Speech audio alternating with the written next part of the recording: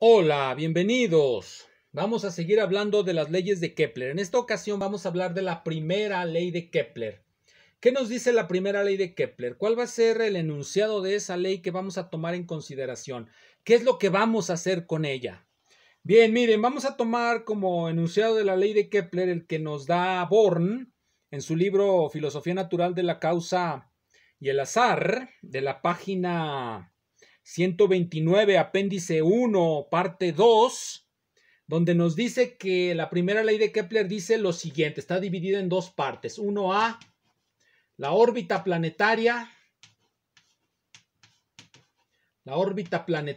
o sea, la órbita de un planeta, es plana. Y 1B nos va a decir que la órbita es una elipse. Se puede decir más fácilmente simplemente diciendo que las órbitas planetarias son elipses planas. No habrá torsión, por decirlo en los términos de la geometría diferencial. Todo tiene lugar en un solo plano. Desde el punto de vista físico, esta primera parte es muy distinta de esta. Son independientes, lógicamente. Esta lo que nos dice es que se conserva el momento angular. Por lo tanto, la órbita deberá de ser plana y hay una componente del vector momento angular. En este caso podemos decir la componente z, que se va a mantener invariable durante todo el movimiento y por eso es una constante del movimiento. Es una primera parte. La segunda parte es la órbita es una elipse. La elipse es una figura geométrica.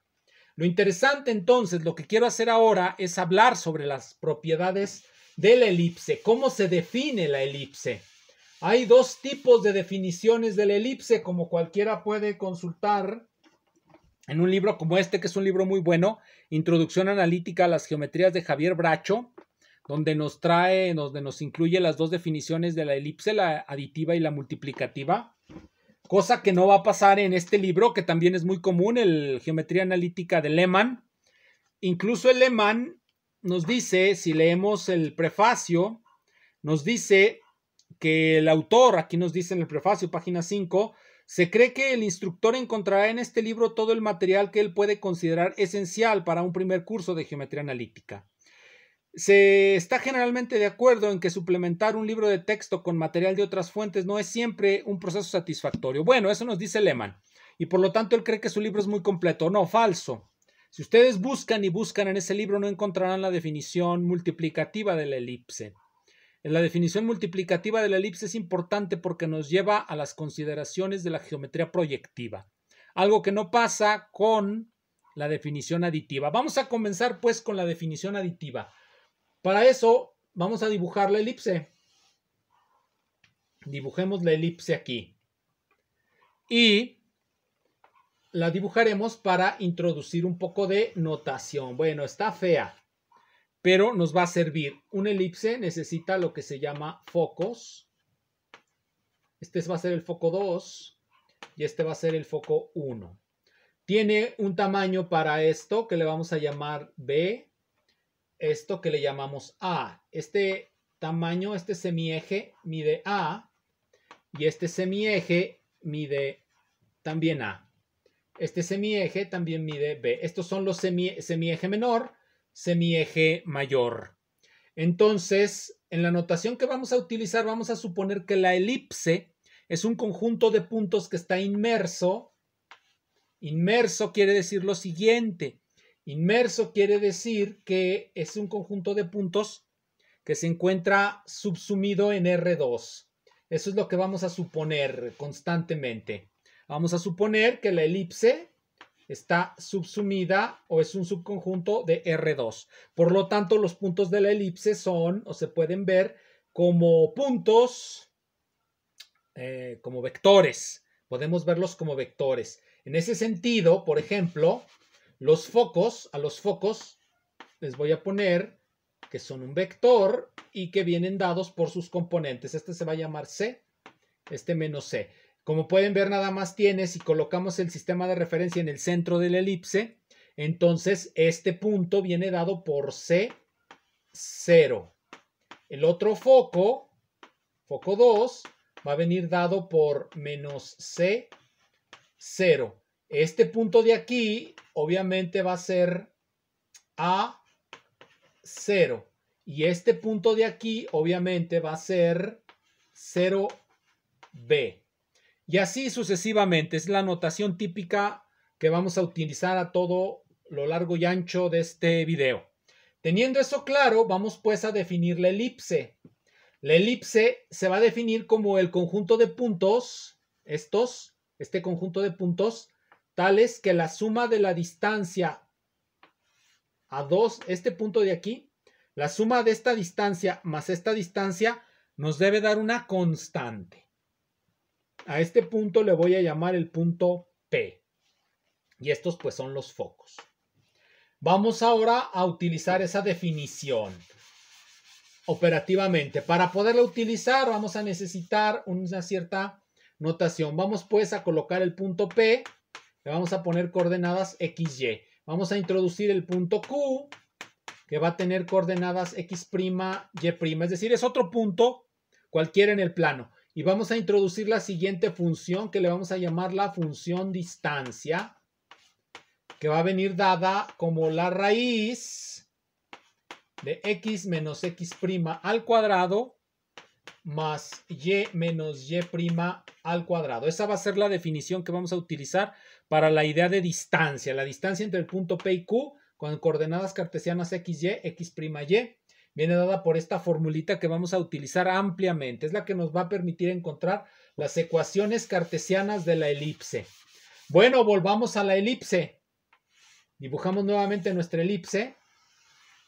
Para acordarnos de ella, necesitamos pues utilizar su definición. Este es el punto P. Estos son los puntos F1, F2. Entonces lo que dijimos, ¿cómo dijimos que se definía? Muy simple.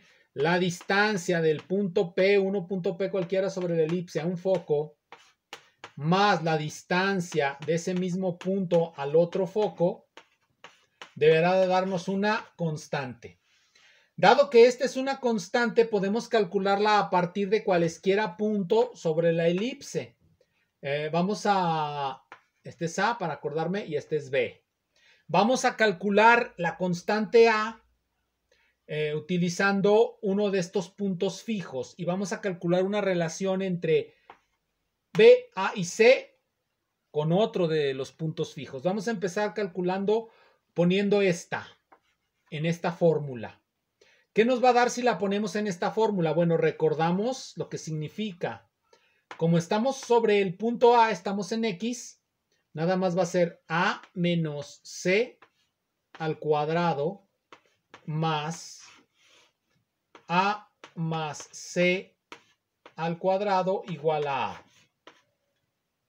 ¿Se puede ver de inmediato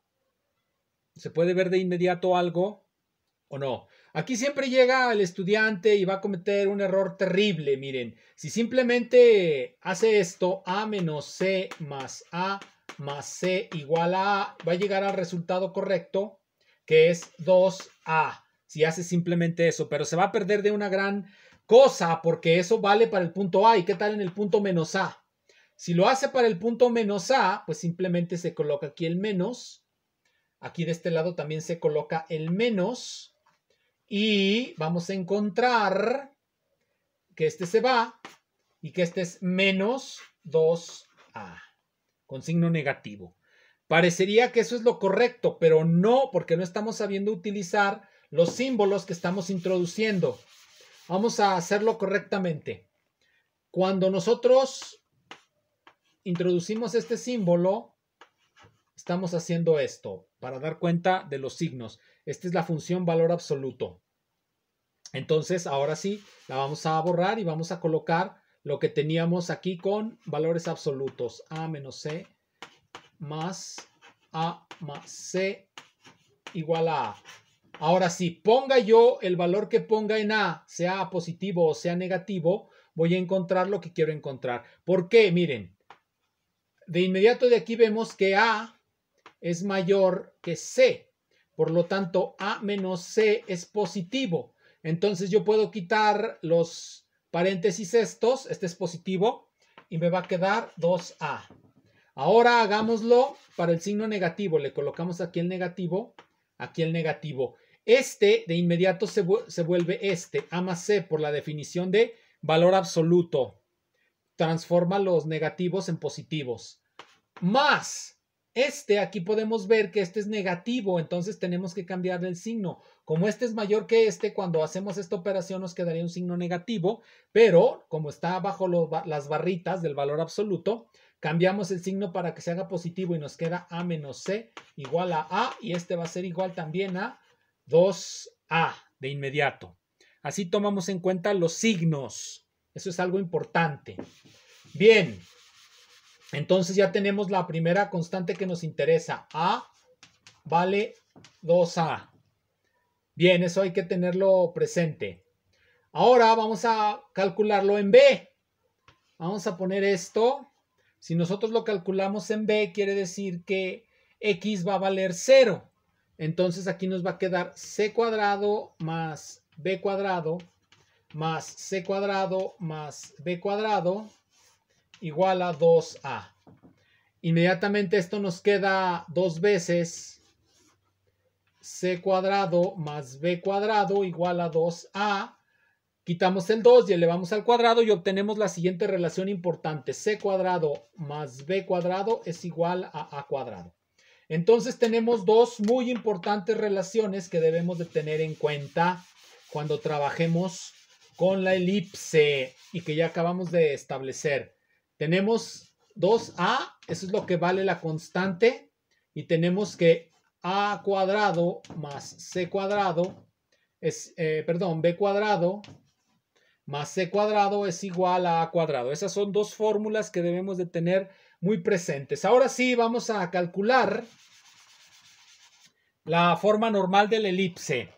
Vamos a colocar aquí lo que ya conocemos, X menos C al cuadrado más Y cuadrada, pero lo voy a escribir de esta forma, menos X más C al cuadrado más Y cuadrado. Así nos debe de quedar más o menos. Vamos a elevar al cuadrado esto y nos va a quedar X menos C al cuadrado más Y cuadrado. Va a ser igual, elevé al cuadrado esto, desarrollo el cuadrado, desarrollo el binomio cuadrado, pues es el cuadrado del primer término, 4A cuadrada, menos el doble producto, 2A por 2, que es 4A, por este de aquí, todo eso que está ahí, más este cuadrado de aquí, X más C al cuadrado más Y cuadrado. Bien, inmediatamente elimino este con este. Desarrollo este de aquí, X cuadrado menos 2XC más C cuadrado es igual a 4A cuadrado menos 4A. Coloco aquí esta raíz, ahorita no la voy a tomar en cuenta. Más X cuadrado más 2XC más C cuadrado. Inmediatamente se va este, se va este, se va este, se va este. Entonces, ya tengo algo importante, este más este, los voy a pasar todos para que me quede lo que quiero que quede. Y lo vamos a poner acá arriba. Lo vamos a poner acá arriba, recordando que este era el X más C. Entonces nos va a quedar 0. 0 es igual a 4A cuadrada menos 4A raíz de X más C al cuadrado más Y cuadrado más 4XC. De inmediato puedo, sin ningún problema, sin absolutamente ningún problema, puedo quitar este 4 y me queda la siguiente ecuación. Voy a pasar paso este para acá. Entonces me va a quedar simplemente A X más C al cuadrado más Y cuadrado igual a lo que quedó de este lado, que es A cuadrado más XC. Elevo al cuadrado para que me quede A cuadrada por X más C al cuadrado más A cuadrado Y cuadrado. Y de este lado me va a quedar A cuarta más 2A cuadrado XC más X cuadrado C cuadrado. Ya con eso puedo borrar esto de aquí para seguir haciendo cálculos. Desarrollo este de aquí para que me quede a cuadrado como x cuadrado más 2xc más c cuadrado más a cuadrado y cuadrado. Esto quedó igual a 4 más 2a cuadrado xc más x cuadrado c cuadrado. Puede verse de inmediato lo que se elimina y lo que queda. Si nosotros pasamos este con este de aquí, nos va a quedar, bueno, vamos a ponerlo, ax cuadrado más 2a cuadrado xc más a cuadrado c cuadrado más a cuadrado y cuadrado igual a esto de aquí, miren. Aquí tenemos un 2xc, pues este se va con este. Entonces ya aquí nada más nos queda a4 más x cuadrado c cuadrado. Pasamos este para acá para que nos quede x cuadrado por a cuadrado menos c cuadrado más a cuadrado y cuadrado igual a cuadrado que multiplica a cuadrado menos c cuadrado. Recordamos lo que vale este, vale b cuadrado más a cuadrado y cuadrado, que es igual a cuadrado b cuadrado. Y voilà.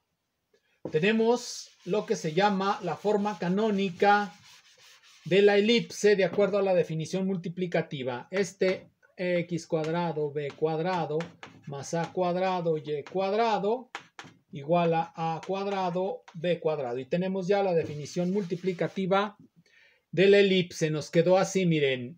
X cuadrado entre a cuadrado más y cuadrado entre b cuadrado igual con 1.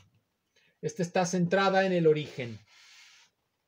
Esa es la que obtuvimos a partir de la definición aditiva. Vamos ahora a platicar la definición de la multiplicativa. Esta es más interesante todavía y nos permite introducir más conceptos. Vamos a considerar nuevamente nuestro sistema cartesiano. Vamos a colocar nuestra elipse. Pero ahora vamos a introducir una cosa que le vamos a llamar la recta directriz, que se va a llamar L. Aquí están los focos. Este va a ser el foco 2. Este va a ser el foco 1. Vamos nuevamente a suponer que está centrada la elipse. ¿Cómo se define multiplicativamente? Bueno, miren, vamos a colocar aquí nuestro punto. Vamos a calcular la distancia al punto Q y vamos a calcular la distancia al foco. Entonces, con este diagrama, nosotros podemos definir la elipse como, vamos a definirla como, bueno, es la curva de todos los puntos que satisfacen, vamos a ponerle 2, que satisfacen esta ecuación, donde esto se llama la excentricidad. La excentricidad. Entonces, tenemos algo que calcular, tenemos unas cosas que calcular. En particular, tenemos que calcular este punto, de dónde sale, cómo la recta directriz la ponemos ahí, por qué la ponemos ahí. Obviamente hay una justificación de eso en este libro, pues obviamente hay que verla, si quieren verla, pero aquí les voy a dar la que viene en este otro libro, porque introduce conceptos mucho más interesantes. Bien, entonces vamos a introducir esos conceptos interesantes, lo que es la recta polar y lo que es la recta tangente a una circunferencia. Vamos pues a ver lo que es una circunferencia, recordemos esto, al cabo lo podemos recordar de nuevo. Miren, cuando tienen una circunferencia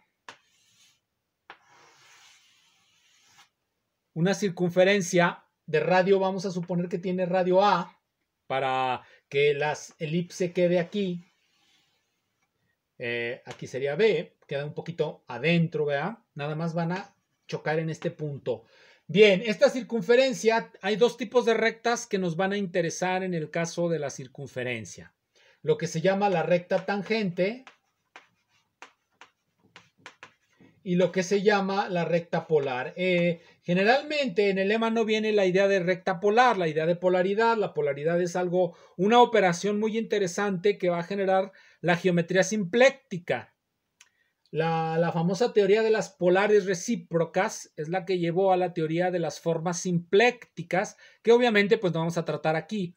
Aquí vamos a tratar formas más sencillas, las formas cuadráticas. Muy simples, ¿verdad? Bien, hay que calcular las tangentes y las polares a la circunferencia. ¿Cómo se calculan? Bueno, vamos a volver a nuestra circunferencia. Ya dijimos que esta circunferencia estará dada por esta ecuación, que es la ecuación de la circunferencia centrada en forma cartesiana. La podemos escribir así.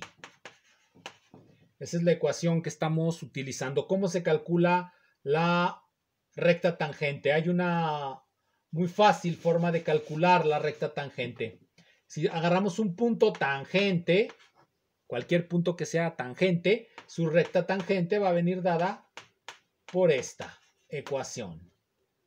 Y una recta polar, vamos a tomar un punto que no sea tangente, un punto cualquiera dentro de la circunferencia tomamos un punto y calculamos esta recta, se llama la recta polar.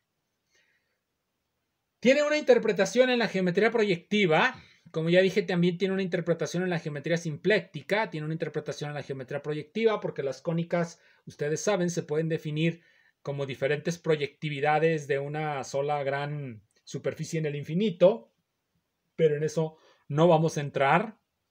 Vamos simplemente a decir que así se calcula la polar. Con ese conocimiento de lo que es el cálculo de la polar, pues ahora sí vamos a calcular la recta directriz. Tenemos un foco y vamos a calcularla con respecto a los focos. La recta polar entonces va a venir dada por la siguiente ecuación. Cualquier x punto el foco igual a cuadrada. Como ya sabemos cuánto vale el foco, pues esto nos va a quedar x por c igual a cuadrada. Y la recta polar va a tener la siguiente coordenada. Esa va a ser la coordenada de la recta polar. Ahora sí, ya tenemos la forma de calcular lo que queremos calcular. P, Q y aquí F. Vamos pues, esta distancia de P a Q y la distancia de P aquí, de F a P. De hecho, con esto también podemos calcular la excentricidad y eso lo haremos en el video que sigue. Gracias.